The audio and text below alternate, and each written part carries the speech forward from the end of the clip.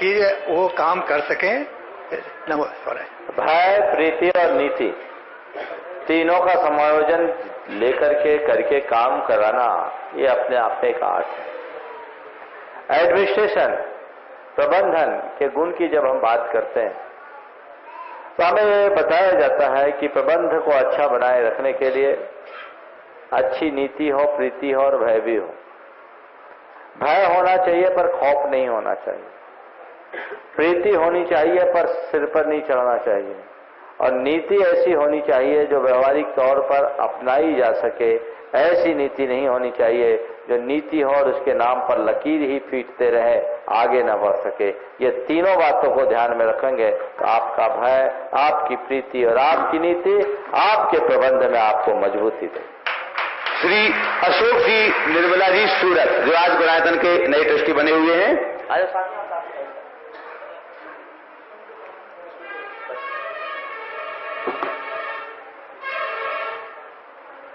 गुरुवर के चरणों में सत नमोस्तु। गुरुवर, मेरा प्रश्न यह है कि मंदिर में हमारे पास कई बार फंड होता है और कई बार सवाल ये उठता है कि हम इस फंड को किसी जरूरतमंद या हमारे साधर्मी भाई को, कई बार ऐसा मौका आता है कि दिया जाए ब्याज पे या ना दिया जाए, उसके लिए क्या किया जाए? देखिए, मंदिर का जो द्रव्य है उसे देव द्रव्य कहते हैं और देव द्रव्य का निजी अर्थ में उपभोग करना घोर पाप। इससे तीव्र अंतराय कर्म का बंध होता है और जन्म जन्मांतरों की दारिद्र्य की स्थिति बनती है। इसलिए कोशिश करना चाहिए कि मंदिर के द्रव्य को हम कभी किसी को न दें। आपका दूसरा सवाल यह हो सकता है कि मंदिर में रुपया सरप्लस है और हम उसे कहीं ना कहीं नियोजित करना चाहें तो क्या करें?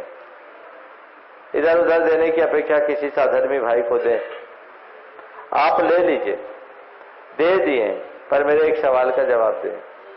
जिस व्यक्ति को दिए, दैव योग से यदि वो व्यापार में विफल हो गया तो भगवान का कर्जदार बना कि नहीं बना? और जो भगवान का कर्जदार बनेगा वो संसार में कभी उबर नहीं पाएगा। इसलिए मंदिर के द्रव्य राशि को इधर उधर कहीं नहीं देना चाहिए, उसका सही उपयोग करना चाहिए। और मंदिर में हमें अगर साधर्मी की सहायता के लिए कुछ करने की भावना है तो एक अलग से फंड बनाना चाहिए जो साधर्मी सहायता फंड के रूप में हो, और कभी भी किसी साधर्मी को आप उस राशि को दे दें, उसके एवज में एक टोकन ब्याज दर ले या बिना ब्याज के दे और वो साधर्मी समर्थ और वापस कर दे तो ये बहुत अच्छी प्रक्रिया बन सकती है। इसके लिए सुनिश्चित करना चाहिए कि ये मंदिर का फंड है हमारे साधर्मी जनों के सहयोग के लिए, लेकिन जो देव द्रव्य के रूप में अर्चित संचित संपत्ति है उसको कभी नहीं देना चाहिए। अक्सर मैंने ये देखा है कि मंदिर के इस प्रकार के संपत्ति का उपयोग प्राय मंदिर के प्रबंध से जुड़े हुए लोग करने लगते हैं। रुपया सरप्लस रहता है, ब्याज देने की भावना रख करके दे देते हैं। ठीक है, जब तक वो ब्याज दे रहे हैं तब तक दोष के भागी नहीं है आपने, लेकिन कभी यदि ऐसी स्थिति बन गई बाई चांस और आप ब्याज नहीं लौटा पाए तो महापाप के भागी होंगे। मैं आपको जयपुर की एक घटना बताता हूं। जयपुर में एक सज्जन मेरे पास आए, उन्होंने अपनी व्यथा कथा मुझसे कही, मैं नाम नहीं बता रहा हूं। वो एक मंदिर कमेटी के कोषाध्यक्ष थे। उन्होंने कहा, महाराज मंदिर का रुपया मैं घर पे रखता था और वो रुपया मेरे पास पड़ा था, मुझे व्यापार में क्राइसिस हुई, मैंने उस रुपये को लगा दिया, व्यापार में लगा दिया। और बोला महाराज जी सोचा था कि थोड़े दिन में ट्रांजैक्शन होगा, दे दूंगा, लेकिन कुछ ऐसी स्थिति बनी कि नुकसान पर नुकसान होता गया। और उस व्यक्ति ने कहा कि महाराज मेरा आज ये हाल है कि मुझे अपने बेटे के लिए नौकरी तलाश करनी पड़ रही, अच्छा खासा व्यापार था, ये सब खत्म हो गया। मैंने पूछा ऐसा कितने दिन में हुआ? बोला पिछले 2.5 साल में मेरी ये स्थिति हुई है, मेरा जो डाउनफॉल हुआ वो होता ही गया। उन्होंने कहा मेरा एक पाप था कि मैं समाज का कोषाध्यक्ष हूँ, कोई कुछ बोलने वाला थोड़ी है, जब बोलेगा दुकान से उठा के दे देंगे। तो कई बार ऐसा पाप हो जाता है, ऐसा अपराध नहीं करना चाहिए। देव द्रव्य है, निर्माल है, इसे निजमाल बनाने की कोशिश कभी नहीं करनी चाहिए। पंडित जगन मोहन लाल सिद्धांत शास्त्री कहा करते थे कि मंदिर का अगर प्रबंध करते हो, वो अपने बेटों से कहते थे कि मंदिर का रुपया यदि घर में डालना लाना पड़े तो उस रुपये के बंडल को भी अलग रख दो, उसको छुओ नहीं। ये मंदिर का रुपया, इसको हम छू नहीं सकते, केवल अच्छे कार्य में इसका उपयोग करें। नमोस्तु महाराज जी। आप में गुरुवर दिखते हैं, मुनिवर मैं क्या करूं, सजदे सर झुकता है मुनिवर मैं क्या करूं। कई जगह जाती हूँ त्यागी व्रतियों के पास भी, कहीं तो मन वैराग्य को उमड़ता है और कहीं मन ऐसा लगता है शायद मैं घर में रह के ज्यादा वैरागी हूँ। तो ऐसा क्यों? बस इसी को बोलते हैं निमित्त। हम जिस चीज की तलाश में जाते हैं, यदि उसकी तरफ उसकी पूर्ति होती दिखती है तो हमें उसकी तरफ आकर्षण मिलता है। और हम कहीं ठंडे पानी की आस लेकर के गए हैं और वहां गंदा पानी दिखता है तो लगता है यार ठहरना ठीक नहीं है, आगे बढ़े। ये स्वाभाविक प्रक्रिया है। नमोस्तु महाराज जी। श्री अजीत जी गंगवाल, खाचरियाबाद, सूरत।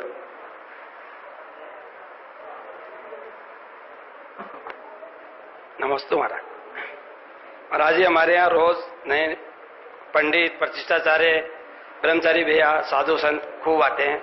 हर साल वो नई नई विधि से विधान करने को लिए बताते रहते हैं और हम लोग रोज बदलते रहते हैं अपने नियम।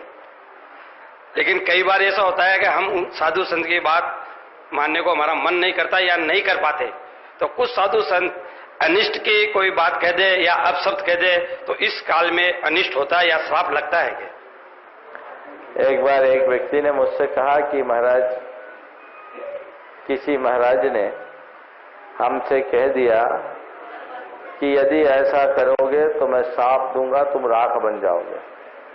मैंने कहा एक काम कर लो, अगर किसी के शाप से राख बनते हैं तो किसी के आशीर्वाद से राख भी आदमी बन जाएगा। वो तुम्हें शाप देके राख बनाएंगे, मेरे पास आ जाना, मैं तुम्हें आदमी बना दूंगा। देखिए, इस तरह के अंधविश्वासों में नहीं पड़ना चाहिए। एक महाराज जी, बात सुन लो, समझ गया आपकी बात, मैं नक्सेल में समझ गया। इस तरह के अंधविश्वासों में कभी नहीं पड़ना चाहिए। पहली बात तो साधु किसी को शाप देता नहीं, और यदि कोई शाप देने का भय दिखाए तो डरना मत। जो क्रिया, जो चर्या तुमने अभी तक की है आगम के अनुकूल, उसके लिए कोई कितनी भी आगम की दुहाई दे, कभी मत बदलना। नहीं तो रोज लोग नई नई बातें बताएंगे, तुम कहीं के नहीं रहोगे। आज पहले हमारे समाज में बहुत जागरूकता थी, लोग स्वाध्याय करते थे और समझते थे कि मूलभूत क्रिया क्या है। अब लोगों ने स्वाध्याय का अभाव का फायदा उठाते हुए लोगों के लिए बहुत सारी ऐसी चीजें बतानी शुरू कर दी जिसे आपने पीढ़ियों से नहीं किया। तो ये चीज ठीक नहीं। तो वहां आपने जो कुछ किया वही कीजिए।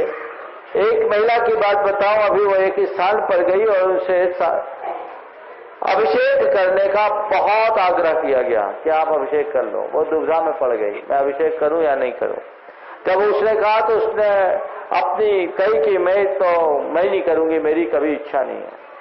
और फिर जब बहुत ज्यादा दबाव डाला गया, उनके पति ने भी कहा कि नहीं तुम कर लो, क्या फर्क पड़ता है, यहाँ सब तो कर रहे, अपने गांव में मत करना। उसने अपने पति को ललकारा और कहा ठीक है, आप इतना कहते हो तो अपने गुरु से पूछ लो, वो कह देंगे तो मैं कर लूंगा, मेरे लिए वही आगम है। उन्हें यहाँ फोन लगवाया और मुझसे कहा कि महाराज जी अमुक अमुक का ऐसा मैसेज है, मैं क्या कहूँ। मैंने उनसे कहा जो काम आज तक नहीं किया उसे आगे भी नहीं करना। वो एकदम बच गई। बस ऐसा पक्का श्रद्धान होना चाहिए। जो काम मेरे गुरु नहीं करते, जो काम मैं पुरखों से नहीं कराते आया, वो काम मुझे जीवन में कभी नहीं करना, चाहे उसके लिए कैसी भी आगम की बात क्यों ना हो। सौरभी गोधा, जयपुर।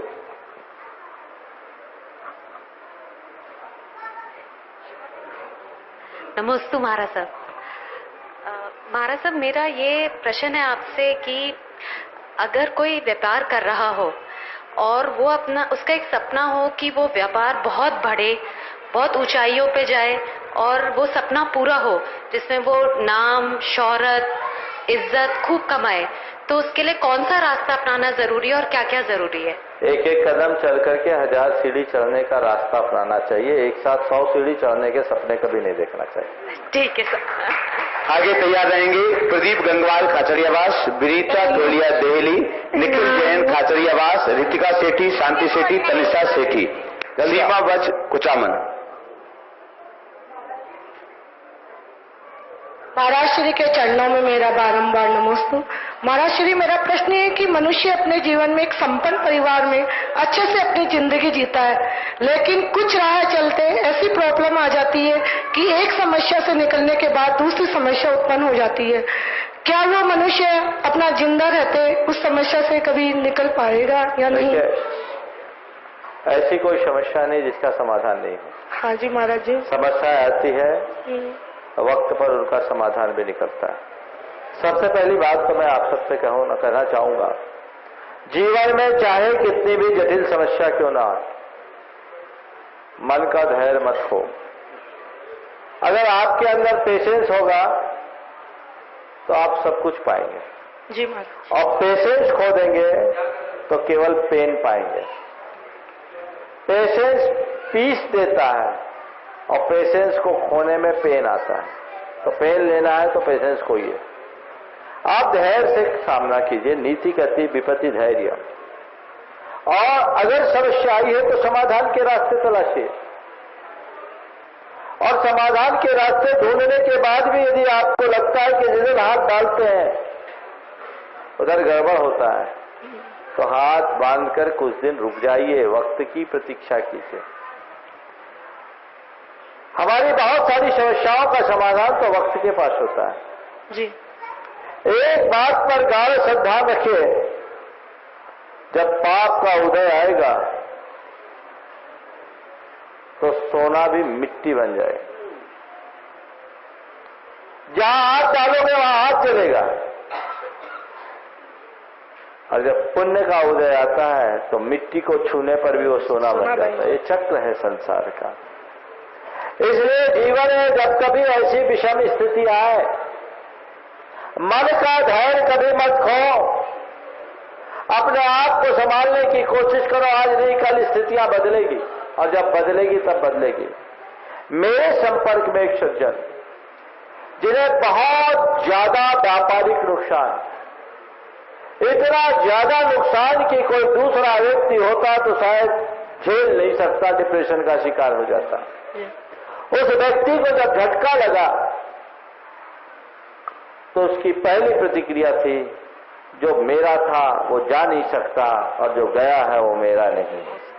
ये श्रद्धा, जो मेरा है वो जा नहीं सकता, जो गया वो मेरा नहीं। चला गया सो चला गया। मैंने जब अपने कैरियर की शुरुआत की थी तो मेरे पास क्या था? चला गया। मैं फिर से नई गिनती शुरू करूंगा, फिर से नई गिनती को शुरू करूंगा। सब हो गया, कोई बात नहीं। मेरे पास स्वस्थ शरीर है, मेरे पास अच्छी पत्नी है, मेरा अच्छा बेटा है, मेरी अच्छी बहू है। विपदा के घड़ी में आज वो सब मेरे साथ है। यही मेरी सबसे बड़ी दौलत है और इसी के सहारे मैं जीऊंगा।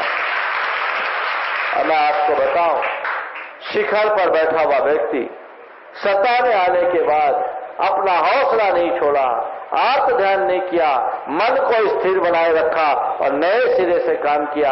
आज बहुत समर्थ स्थिति में वो आ गया है। तो मैं कहता हूं हर व्यक्ति को जीवन में जब भी प्रतिकूलता है घबराओ मत। सदैव मैं कहता हूं रात लंबी हो सकती है पर शाश्वत नहीं। रात के बाद प्रभात अवश्य होगा। इसलिए रात को कोसने की जगह प्रभात की प्रतीक्षा में समय बिताना चाहिए। नमस्ते महाराज। प्रदीप गंगवाल, खाचरियावास।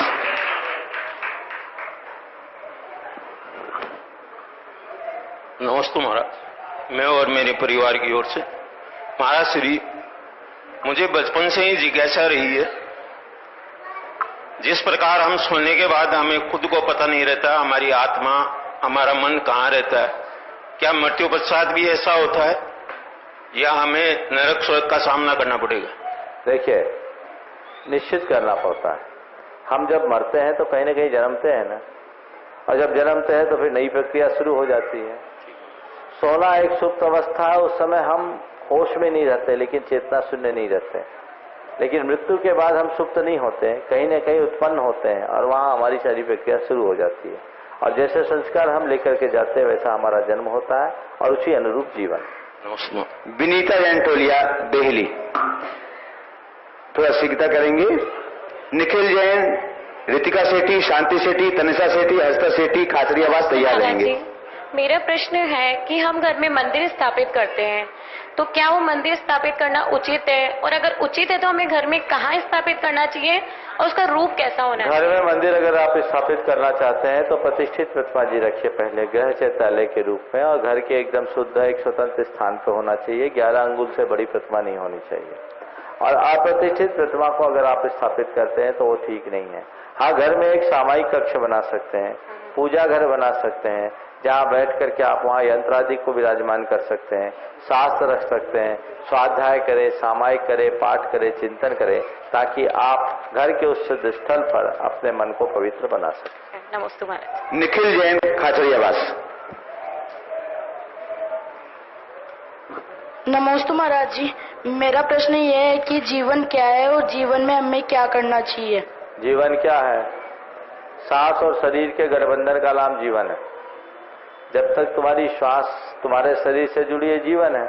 जब श्वास से शरीर का संबंध छूटेगा तुम्हारा मरण हो जाएगा। समझ गए? तो जीवन नश्वर है, और जीवन में क्या करना चाहिए? ये मर्त जीवन में को पाकर अमर बनने का रास्ता चुनना चाहिए। यही जीवन की सार्थकता है। रितिका सेठी खाचरियावास। नमस्ते महाराज जी, मेरा प्रश्न ये है कि हमारे मंदिर में जो पार्श्वनाथ भगवान की मूर्ति है, वहाँ पे सब लोग है ना, सब मूर्ति के सामने चप्पल खोलते हैं। तो हम लोग बोलते हैं कि ना यहाँ पे चप्पल मत खोलो, लेकिन कोई मानता ही नहीं है। अंदर तक ले जाते हैं? नहीं, मतलब सामने खोलते हैं, भगवान अच्छा, के सामने। हाँ, वो उचित नहीं है। मंदिर के देहरी के बाहर साइड खोलना चाहिए। आप खुद सोचो, भगवान के सामने अगर चप्पल लेकर जाओगे तो सारी जिंदगी जूते खाते रहोगे। इसलिए जूते खाने से बचना है तो इससे बचो।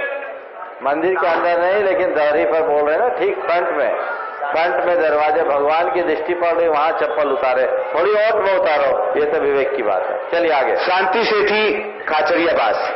आगे तैयार रहेंगे सुमेरचंद पप्पू देवी वैसलाना, मोना देवी जयपुर, सी शांतिलाल जी गंगवाल जयपुर और सुरेशन पाटनी वैसलाना। मैं साक्षी सेठी खाचरियावास से। मेरा क्वेश्चन ये है कि आहारदान या कन्यादान में सबसे बड़ा दान कौन सा होता है और क्यों होता है, ये आप बताइए।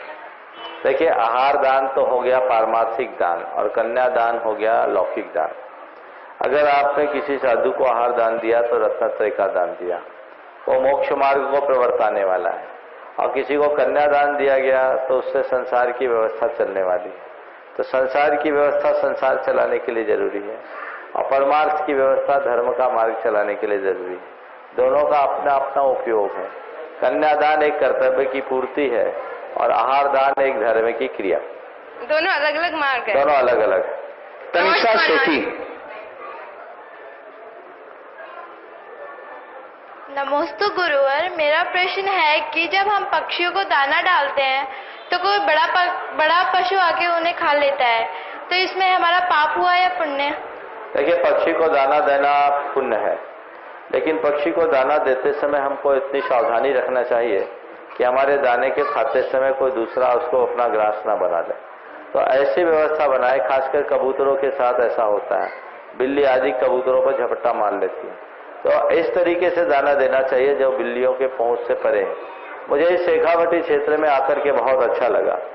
शेखावटी में मैंने देखा कि हर गांव में गौशालाएं दिखी, चाहे वहाँ जैन हो या ना हो। मुझे कबूतर खाना दिखा। वो इस बात का द्योतक है कि यहाँ के निवासियों के रग रग में दया की भावना घुली हुई है। निश्चित ये सारे देश के लिए प्रशंसनीय कार्य है, ये संस्कार है, और ऐसे दया के भाव मन में रखना चाहिए। मैंने अच्छे अच्छे कबूतर खाना कपोत भवन के रूप में देखा, बहुत अच्छा लगा। ऐसा प्रबंध लोगों को भी करना चाहिए जहाँ वो पक्षी दाना भी खाए, पानी भी पिए और अपनी सुरक्षा भी कर सके। नमस्ते महाराज। हर्षिता सेठी। शीघ्रता से। नमस्ते गुरुवर, मेरा प्रश्न यह है कि अनर्थ का अर्थ क्या होता है? अनर्थ का अर्थ होता है पाप। समझ गए? खोटे कर्म अनर्थ कहलाता है। चलिए। सुमेरचंद पप्पू देवी बैसलाना। तैयार है मोना देवी जयपुर, माया जैन दाता, सुमेरचंद जी पाटनी बैसलाना, सी शांतिलाल गंगवाल जयपुर। मैं सुमेरचंद पाटनी बैसलाना सूरत। महाराज जी, हम मंदिरों में जाते हैं, कहीं तो ऐसा मन लगता है कि दिन भर बैठे रहे, कहीं ऐसा मन लगता है मंदिरों में ही कि दर्शन, चलो भाई चलो यहाँ से। इसी का तो नाम मन है, जो हमेशा एक रूप नहीं होता। रोज लग जाए मन तो क्या करें, जब मन लग जाए तो पूरा मन लगा करके बैठो, और जिस दिन मन लगा करके बैठो उस दिन प्रार्थना करके जाओ भगवान से कि भगवान कल भी आऊं तो ऐसी कृपा करना कि आज जैसा मन लगे। नमोस्तु महाराज जी, नमोस्तु। मेरा प्रश्न यह है कि गांव में पुराने मंदिर है, उनमें कलश भी नहीं होते और हम नए मंदिर बनवाते हैं और प्रतिमा विराजमान करते हैं, कहीं ऐसा नहीं कि पुराने मंदिर की प्रतिमा वहाँ विराजमान कर सके, मार्गदर्शन दो। देखिए, पुराने मंदिर के लोग अगर प्रतिमा विराजमान करने की अनुमति देते हैं तो ये प्रक्रिया रखनी चाहिए, और वो प्रतिमाओं का परीक्षण होना चाहिए, सदोष प्रतिमाएं नहीं होनी चाहिए, निर्दोष प्रतिमाओं तो होना चाहिए। लेकिन हमें ऐसा लगता है कि इस तरह से हम प्रतिमाएं दे देंगे तो हमारे मंदिर खाली हो जाएंगे। हमारी कोशिश होनी चाहिए जहां मंदिर है उस मंदिर को बरकरार रखें, मंदिर को उठाने की जगह उसकी पूजा प्रक्षाल की व्यवस्था को सुनिश्चित करें। नमस्ते महाराज जी, नमस्ते।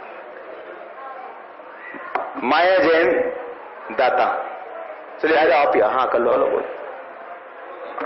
नमस्ते गुरुदेव। मेरा प्रश्न है कि माता पिता को जो अनाथ आश्रम में भेजा जाता है उसके दोषी कौन होते हैं, बेटा या बहू? देखो, माँ बाप को अनाथ आश्रम में भेजने वालों में दोषी कौन है आपने पूछा है। मुझे आज अच्छा नहीं लग रहा है, आप लोग बड़े अनुशासनहीनता का परिचय दे रहे हैं। क्या संदेश जाएगा आपके खाचरियावास का? एकदम पिन ड्रॉप साइलेंस होना चाहिए, अच्छी बात नहीं है। एकदम इस कार्यक्रम को बहुत गंभीरता से लीजिए। आपस में खुसर फुसर क्यों कर रहे हैं? पीछे जो खड़े वो भी ध्यान रखें। आगे चलूं, अब दोबारा नहीं होना चाहिए। देखिए, उनको भी बाहर ले जा भाई।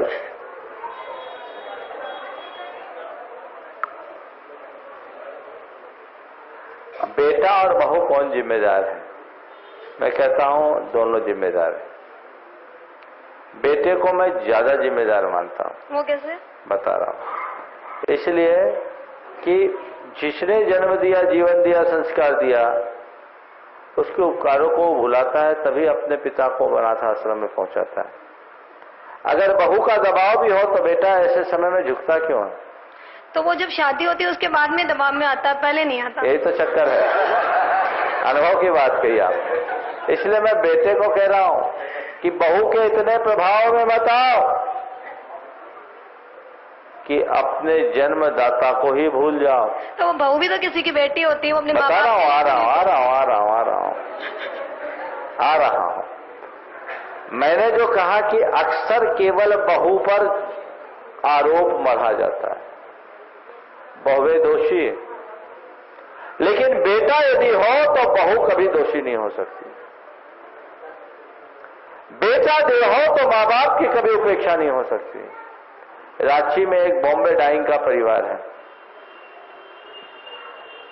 वहां मैंने देखा, क्या नाम था उसका, उनके लड़के का, बॉम्बे डाइंग वाली माँ जी का जो सेवा करता था।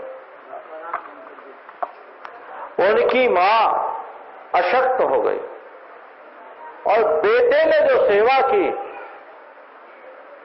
समझ लो श्रवण कुमार की पर्याय बन गया। उसने अपनी पत्नी, अपने परिवार, सबकी बातों को एक तरफ करके मां की संपूर्ण सेवा की, मंदिर लाने से लेकर के भोजन कराने तक की, नहाने से लेकर सुलाने तक की सारी क्रिया की। ये बेटे में भक्ति थी। परिवार साथ नहीं दिया तो भी मैं तैयार हूं, क्योंकि मेरी मां है, मां की मुझे सेवा करना है। तो कहीं न कहीं बेटे की कमजोरी ही तो बहू को हावी होने देती है। दोषी दोनों हैं, लेकिन मैं पहला कहूंगा, पहला फर्ज बेटे का होता है। आजकल बेटा शुरू से अपनी मानसिकता बदलना शुरू कर देता है। ये सोच ठीक नहीं है, सोच को ठीक बनाना चाहिए। इसका मतलब ये नहीं कि बहुएं दोषी नहीं है, बहू भी दोषी दे देते कि ये आ गई तो इसीलिए तो मैं बोल रहा हूँ, कोई भी आ जाए, अगर बेटा ठीक तो बहू का जोर चल नहीं सकता। इसलिए मैं सब बेटों से कहता हूं, अपनी पत्नी पर आरोप लगा करके तुम आरोप मुक्त नहीं हो सकते। इसलिए चाहे जो हो, आखिरी क्षण तक अपने माँ बाप की सेवा करो, उनकी उपेक्षा कभी मत करो। माया नेहा जैन दाता। नमस्ते महाराज जी, मेरा प्रश्न है महाराज जी, अपनी प्रशंसा और दूसरों की निंदा बुराई करने से कौन सी गति का बंद होता है? नीच गोत्र का बंद होता है और तिर्यंश गति का बंद होता है। नमस्ते महाराज।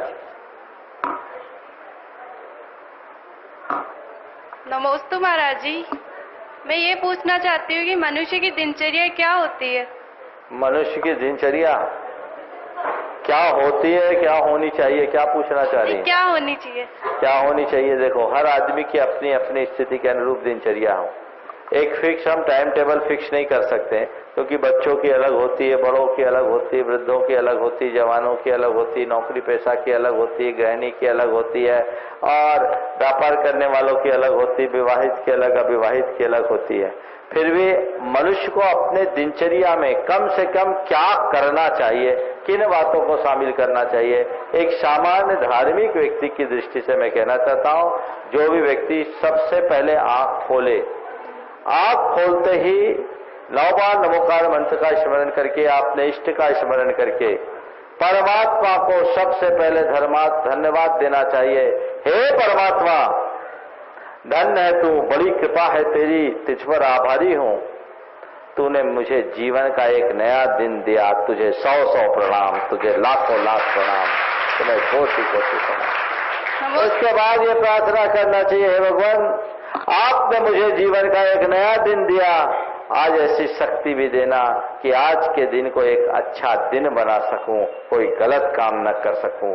अपने दिनचर्या की शुरुआत प्रभु के स्मरण के साथ करें, नित्य क्रियाओं निवृत्त हो, थोड़ा योग प्राणायाम भी अपनी दिनचर्या में जोड़े और भगवान की पूजा आराधना करे, घर गृहस्थी के कार्य को भी ध्यान दे, व्यापार व्यवसाय जो भी उसकी जिम्मेदारियां उसको दे, पर समय के प्रबंधन के साथ जो कुछ हो अपने बारे में, अपने हित के लिए भी सोचे। और रात्रि में जब सोने को जाए, इस बीच जो संभावना वो करे ही, रात्रि में जब सोने को जाए तो फिर से एक बार परमात्मा का स्मरण करे और परमात्मा से कहे, हे प्रभु, बड़ी कृपा हुई तेरी कृपा से मैंने आज का दिन तो बिता दिया। प्रभु, बड़ी कृपा हुई तेरी कृपा से मैंने आज का दिन तो बिता दिया, अब सोने जा रहा हूं, बस इतनी कृपा कर देना कि रात में मेरे जाने की बारी आ जाए तो कम से कम मेरी आंखें खोल देना, मैं तेरे दर्शन करते हुए जाऊं। भगवान के मंदिर में जाके मत्था टेको, लोकोपकार का कोई ना कोई कार्य दिन में एक बार जरूर करो। ये अगर मनुष्य के जीवन में जुड़ जाए तो उसका जीवन धन्य हो जाएगा। नमस्ते। श्री शांतिलाल जी गंगवाल, जयपुर।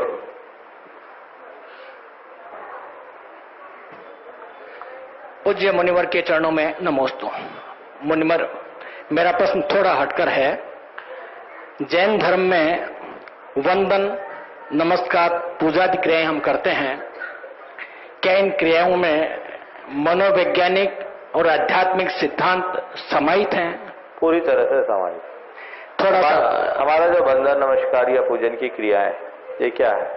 ये हमारे जीवन के रूपांतरण का आधार है, जबरदस्त आधार है। मनोविज्ञान कहता है मनुष्य जब अपने जीवन में किसी उच्च आदर्श को, अपने हृदय में किसी उच्च आदर्श को स्थापित कर लेता है तो वही उसके समस्त वृत्तियों और प्रवृत्तियों का संप्रेरक बन जाता है। हम किसी की पूजा करते हैं, हम किसी की वंदना करते हैं, हम किसी को नमस्कार करते हैं, तो वो कब होता है? जब हमारे हृदय में उनके प्रति श्रद्धा हो। और अगर हम किसी को अपने हृदय में श्रद्धा के साथ स्थापित कर लेते हैं तो वहीं से हमारे जीवन में बदलाव की शुरुआत हो जाती है। फिर वंदन, नमन और पूजन सामने वाले के प्रति समर्पण का द्योतक है, जो हमारे अहंकार को विसर्जित करता है। अहंकार का विसर्जन हमारे जीवन के बदलाव का एक बहुत बड़ा मार्ग है, माध्यम है। तो अपने अहम को विसर्जित करने के लिए, अपने भीतर के विनम्रता जैसे सकारात्मक गुणों को विकसित करने के लिए, अपने मन में स्थिरता बनाए रखने के लिए और अपने हृदय में अच्छी प्रेरणा को जगाए रखने के लिए हमें किसी न किसी इष्ट को अपना आराध्य बनाकर उनकी पूजा अर्चा जरूर करनी चाहिए। मनोवैज्ञानिक यही तो मनोवैज्ञानिक बात बताई मैंने। आगे तैयार रहेंगे मानवी, सुरभि, विशाखा, कशिश, आस्था, चिराग, पर्व, जैन, खाचरिया बास। श्रीमती चंद्रकला जी, पाटनी, रांची। ओ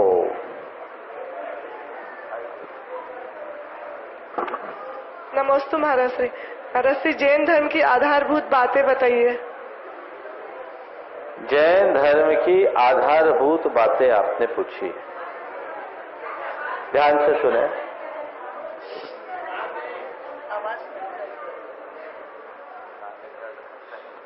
क्या बात है, खिताब तो नहीं देना पड़ेगा, खाचरियावास है कि खचखचवास है? गड़बड़ हो जाएगा, खचर खचर हो रहा है, गड़बड़ है, ठीक नहीं है।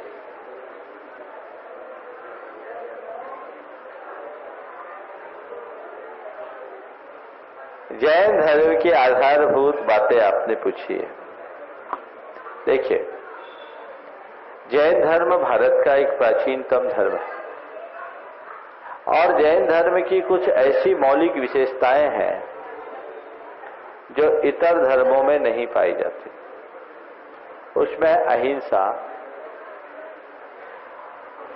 अनेकांत, शाद्वाद और अपरिग्रह, ये चार मौलिक सिद्धांत जिस तरह से जैन धर्म में प्रतिपादित है वैसे अन्यत्र नहीं। अहिंसा की बात यद्यपि अन्य धर्मों में भी पाई जाती है, लेकिन क्षुद्र प्राणी से लेकर मनुष्य तक की हिंसा के प्रति जितना जागरूकता और परिहार की बात जैन धर्म में कही गई उतना अन्यत्र देखने को नहीं मिलता। जैन धर्म एक ऐसा धर्म है जो कहता है कि हम किसी प्राणी को मारने का भाव कर लेते तो भी हिंसा के भागीदार बन जाते हैं। तो अहिंसा का जितना सूक्ष्म रीति से विवेचन और पालन जैन धर्म में वो कहीं नहीं। दूसरा, अपरिग्रह, संतोष की बात अन्य धर्मों में भी मिलती है, लेकिन अपरिग्रह त्याग की पराकाष्ठा का नाम है। सर्वस्व त्याग, कुछ भी नहीं, तिल मात्र भी नहीं ग्रहण करना, ये जैन मुनि की साधना के लिए और गृहस्थ के लिए सीमित परिग्रह की बात अन्य धर्मों में देखने को नहीं मिलती है। वैचारिक सहिष्णुता को देखने के लिए अनेकांत की बात कही गई, जो आज के युग की बहुत बड़ी आवश्यकता है। ये केवल जैन धर्म में देखने को मिलती है कि अपने अतिरिक्त अन्यों को भी आप स्थान दो, सबको अपने अपने दृष्टि से स्वीकार करो। और है शाद्वाद, जब भी आप बोलो तो सापेक्ष भाषा का प्रयोग करो, निरपेक्ष यानी एकांत भाषा का प्रयोग मत करो। ये चार ऐसे महान स्तंभ हैं जिन पर जैन तत्व दर्शन का महाप्रसाद खड़ा है। मानवी जैन, खाचरियावास।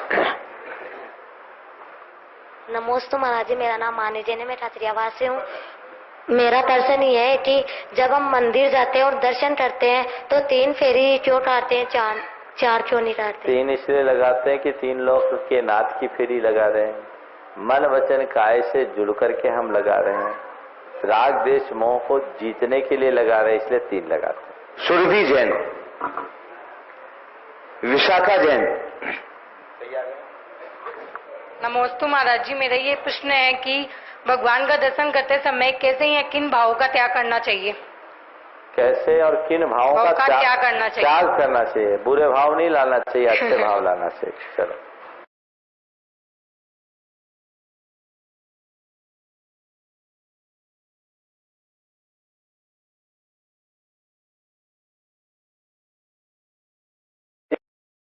नहीं आता। पर्व जैन। आगे तैयार रहेंगे सीमा सेठी, पिंकी बरजात्या, हर्ष जैन, पलक जैन, पदम कुमार सेठी। महाराज जी नमोस्तु नमोस्तु। मेरा प्रश्न है, माँ कहती है ना मंदिर में है ना नमोकार बोलना, उसका महत्व क्या है? नमोकार बोलने का, नमोकार हमारा मूल मंत्र है। नमोकार करने में भगवान को नमस्कार हो जाता, मेरी तरफ देखो, भगवान की भक्ति हो जाती है, भगवान की भक्ति हो जाती, भगवान का नमस्कार हो जाता है। घबरा गया, सब लोग गाइड करेंगे तो क्या करेगा, जा ठीक है, चलो आगे। सीमा सेठी। महाराज श्री ऑनलाइन ले लो आज। BS जैन गैरतगंज से पूछ रहे हैं प्रातःकाल मंदिर जाने में जो विशुद्धि और मन की प्रसन्नता, उत्साह रहता है, वैसा सायंकाल क्यों नहीं होता?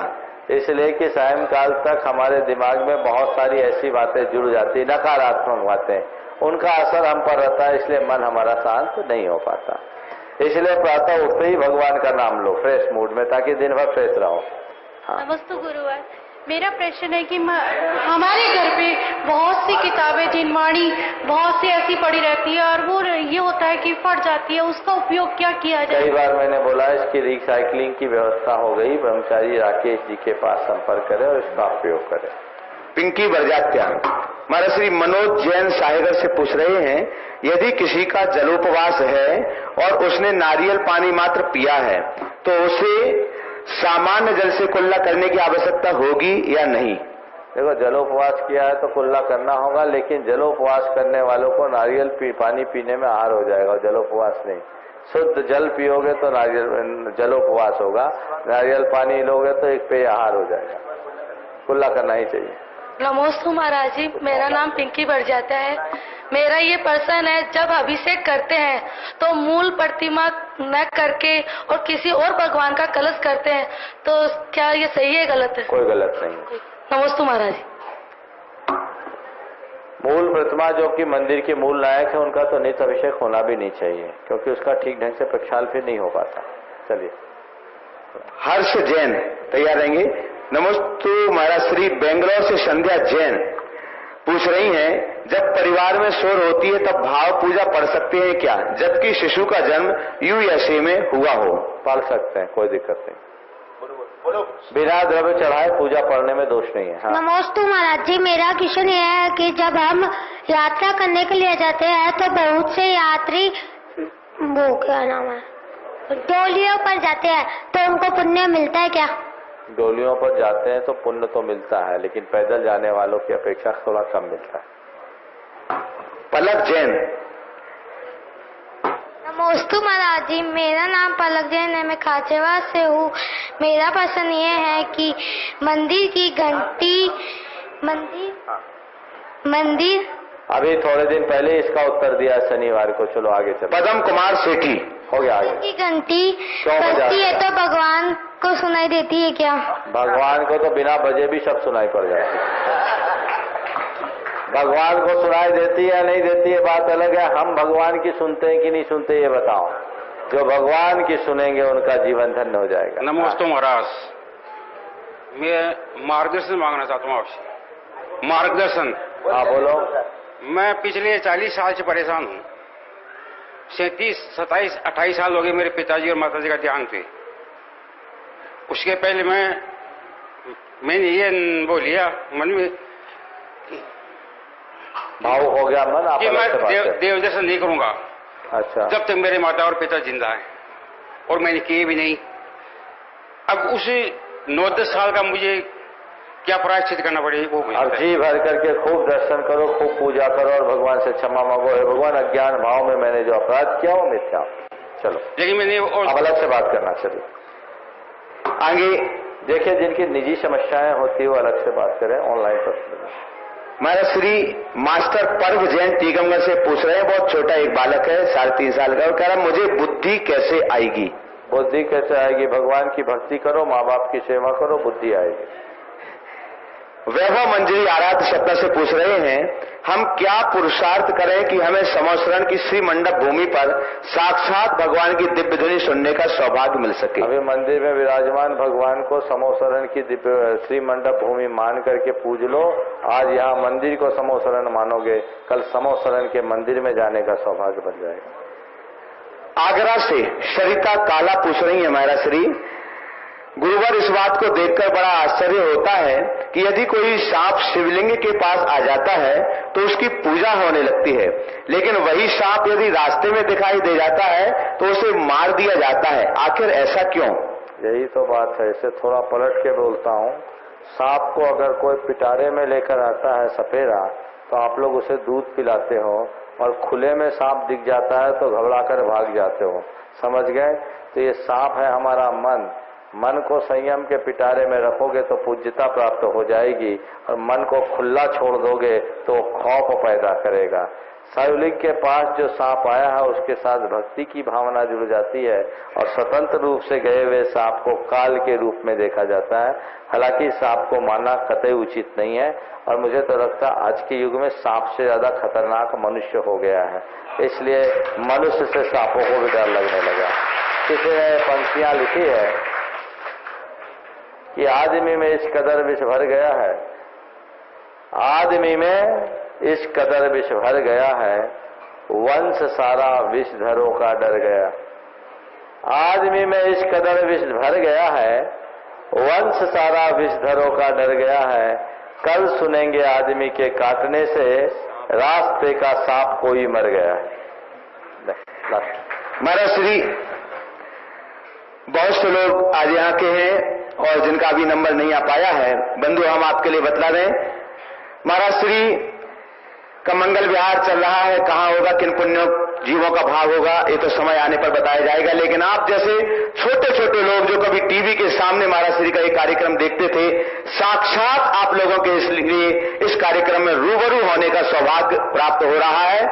आज यहाँ पर महाराज श्री पधारे खाचरियावास, और आपके लिए बता दें जिन लोगों का नंबर आज नहीं आ पा रहा है, आप निराश ना हो, ज्यादा दूरी नहीं है।